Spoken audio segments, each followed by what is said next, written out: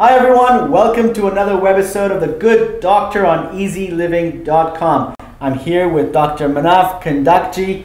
He is a urology and andrology specialist at the Health Bay Polyclinic. Welcome to the show, Doctor. Thank you very much. The first question that I think a lot of our viewers have, and we're going to clarify this today, what is urology and andrology? Thank you very much for the question, because it's very important. Since the subject is about male reproductive system, we have to clarify that urology is a medical and surgical professionality which deals with the urinary tract. That means the kidneys, ureters, and bladder. The male reproductive system is something called andrology, and this is also added to the urologist. So we deal with men only for their reproductive system, compared with gynecologist who deals with the reproductive system of women.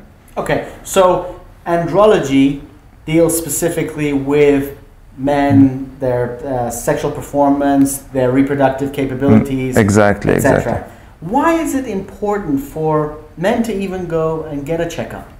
Oh, this is a very big question.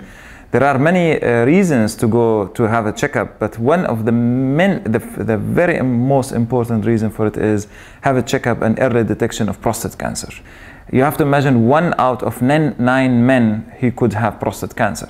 1 out of 9. 1 out of 9. So that's the reason every man above 40, now they reduced it, it was 45, now they reduced it to 40, has to go to a urologist and have a prostate checkup, which is 10 minutes of work and once every year, and this is usually enough to have peace in mind and know, okay, my prostate is fine. Because you know, men, just by the way we are, we're not very good with going to a doctor and having our private parts checked. It's true.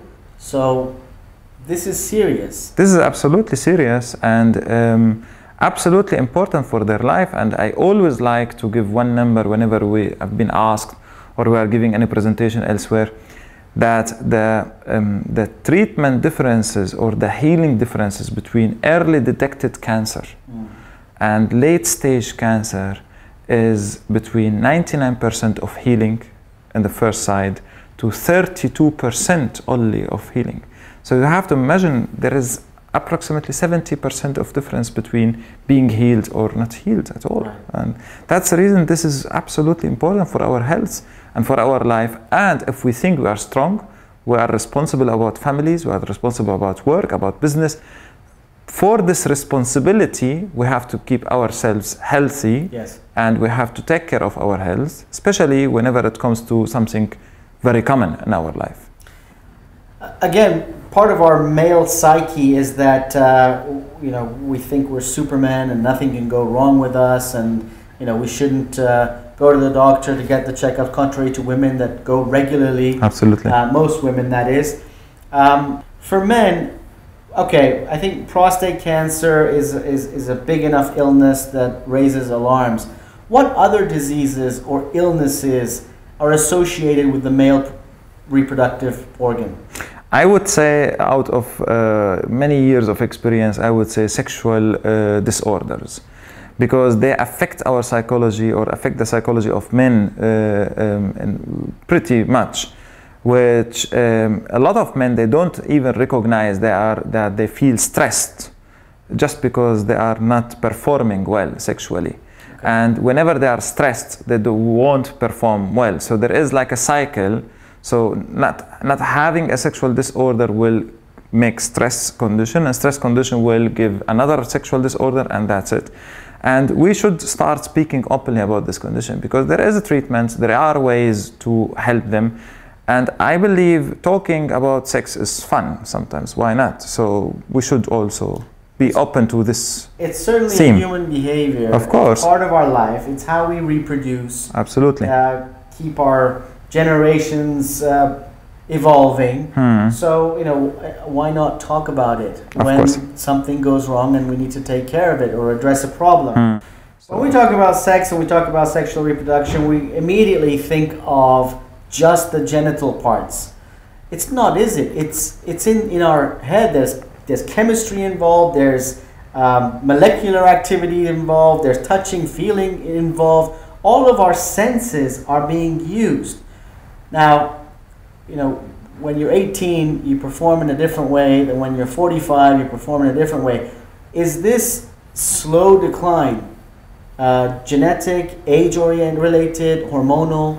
Yes. First of all, I'd like to stress on something you have said, which is really, really very important. And I think a lot of people, they know sex starts in the brain. It never starts here. It starts upwards, and without having excitement in our brain, we won't be able to produce all the stimulators, right, which will start the sexual activity. Yes. So that's absolutely right what you said. To answer your question, definitely we shouldn't forget many elements or many criteria affecting our sexual behavior. First of all, experience. So in the beginning, we are inexperienced, so we would like to do everything. So take every woman, do everything, so just have more experience and experience. Then we shouldn't forget the cultural and behavioral criteria, which affects our sexual activity and put us in partnership, so being with somebody and so on. And then all whatever we could face in our life, like some diseases, hypercholesterol, hypertension, sugar in the blood, some cardiac problems.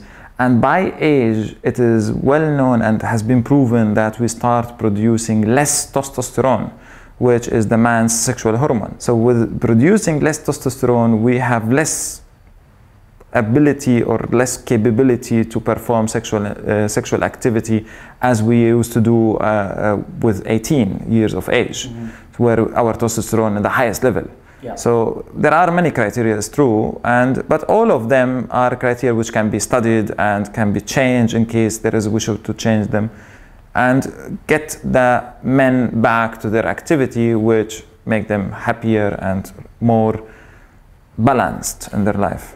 Well, thank you very much for this useful information. To all of our viewers out there, especially the men or women who have husbands that they care about or boyfriends that they care about, a urologist is a physician, a doctor that men should go to in order to have healthy, strong male reproductive parts. At least have a checkup, at least have a conversation, and you'll see the benefits. Thanks for watching eZeLiving.com, and don't forget, if you've got any questions from Dr. Manaf, please tweet us, post it on our Facebook page, put it on the bottom of this video on our website, and we will get back to you. Dr. Manaf will be happy to answer your questions. Thanks for watching eZeLiving.com, where you can find anything and everything lifestyle.